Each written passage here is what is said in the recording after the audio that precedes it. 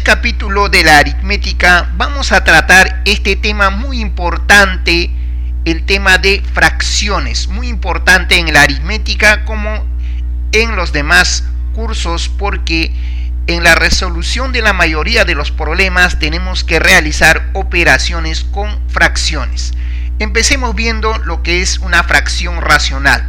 Para ello consideremos la unidad a la cual vamos a dividir en 5 partes iguales. Entonces cada parte se denomina un quinto. Es un quinto, un quinto, un quinto, un quinto, y tenemos en total 5 quintos. Si la unidad lo hubiéramos dividido en 7 partes, cada parte se denominaría un séptimo y tendríamos un total de 7 séptimos. Si dividiéramos en 9 partes, cada parte un noveno, en total tendríamos 9 novenos. Bien, de estas 5 partes, consideremos 3 de ellas. Como cada parte es un quinto, 3 partes vienen a ser 3 quintos, donde 5 nos indica el número de partes en que se ha dividido la unidad y 3 el número de partes que estamos considerando.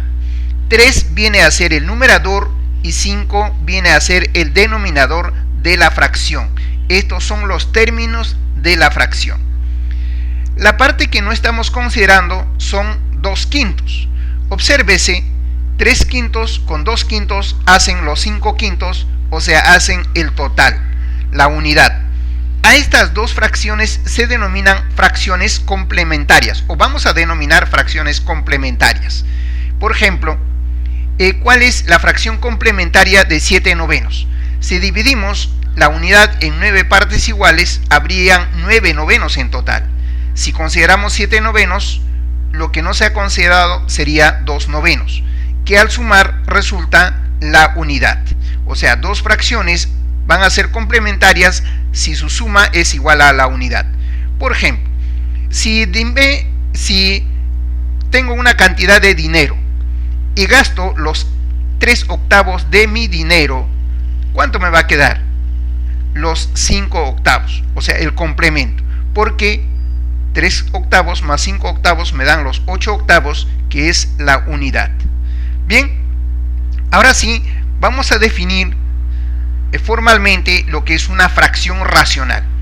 Una fracción racional es una expresión de la forma a sobre b, donde a y b son números enteros y b tiene que ser diferente de 0. Esto también viene a ser la definición de los números racionales. ¿Por qué? Los números racionales son todos los números que se pueden expresar como la división de dos enteros, donde b debe ser diferente de 0. Así tenemos definido el conjunto o los números racionales, que forman el conjunto de los números racionales. Pero aquí, para que sea fracción, a debe ser diferente de un múltiplo de b. ¿Cómo es eso? Son fracciones racionales, por ejemplo, estos números son fracciones racionales. No son fracciones racionales 12 entre 6. Este es un número racional, pero no es una fracción. ¿Por qué? Porque 12 entre 6 me da 2. O sea, el numerador a no puede ser múltiplo de b. Si es que es múltiplo de b, o sea, del denominador, sigue siendo un número racional, pero no es un número fraccionario. 0 entre 13 no es fraccionario porque 0 entre 13 nos da el entero 0. 8 entre 0, bueno, no se puede dividir entre 0, por lo tanto esto no es racional ni menos fraccionario. Esta expresión también es fraccionaria, pero no es una fracción racional. Esto en todo caso es una fracción irracional. Bien, observaciones.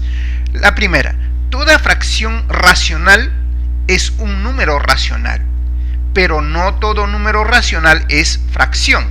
Por ejemplo, 5 sextos es un número racional, o sea, es una fracción y además es un número racional.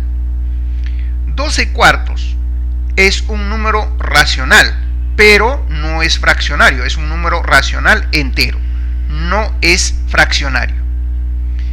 Fracción negativa. Si consideramos a y b, o sea, los términos de la fracción positivos, y le ponemos un signo menos a la fracción, entonces esta fracción es negativa. También si le ponemos un signo menos al numerador, negativo entre positivo nos va a dar negativo, o sea, es fracción negativa. También si le ponemos signo menos en el denominador, o también podemos tener tres signos, ¿no? Menos entre menos da más, pero con este menos se hace menos. Por lo tanto, mientras haya un número impar de signos negativos en los términos de una fracción, la fracción va a ser negativa. Fracción positiva, a pesar de que los términos puedan ser negativos, la fracción puede ser positiva, porque negativo entre negativo, positivo, ¿no? Acá dos signos negativos nos dan siempre positivo, dos signos negativos nos dan positivo. Por lo tanto, podemos sacar como conclusión, en una fracción negativa, el signo lo podemos ubicar en cualquier parte, en el numerador, en el denominador, o en ambos y en la fracción.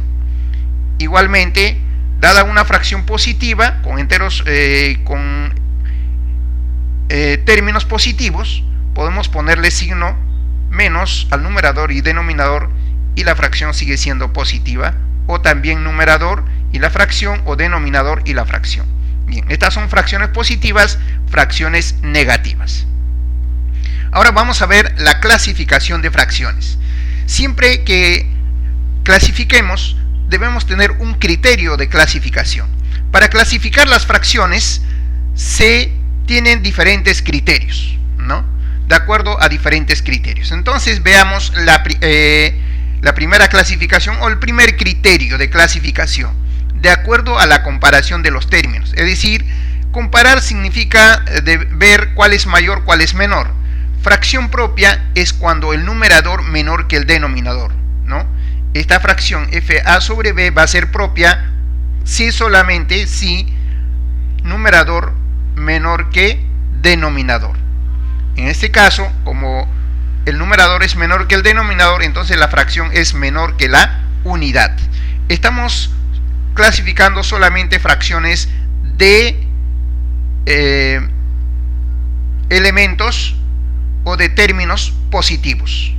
Bien, entonces aquí tenemos una fracción propia, numerador menor que denominador, fracción propia. Ahora, la fracción impropia es cuando el numerador es mayor que el denominador. Tenemos aquí una fracción impropia si solamente si a mayor que b. Bien, en este caso la fracción a sobre b va a ser mayor que 1.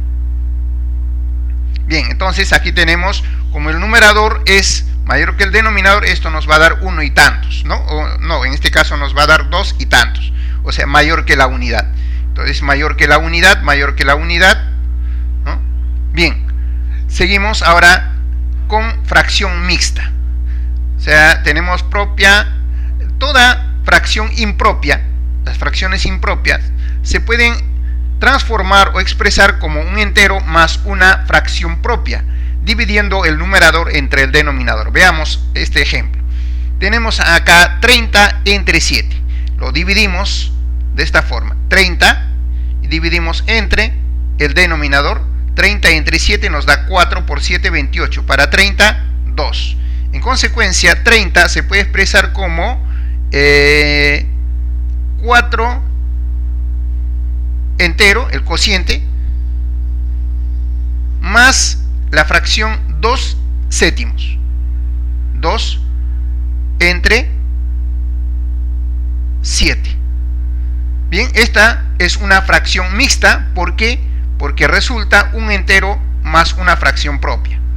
Bien, ahora generalmente en algunas ocasiones nos conviene transformar la fracción impropia en mixta, y en otras ocasiones la fracción mixta en fracción impropia.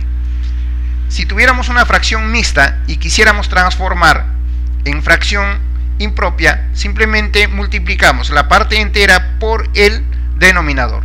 4 por 7, 28, y a eso le agregamos el 2.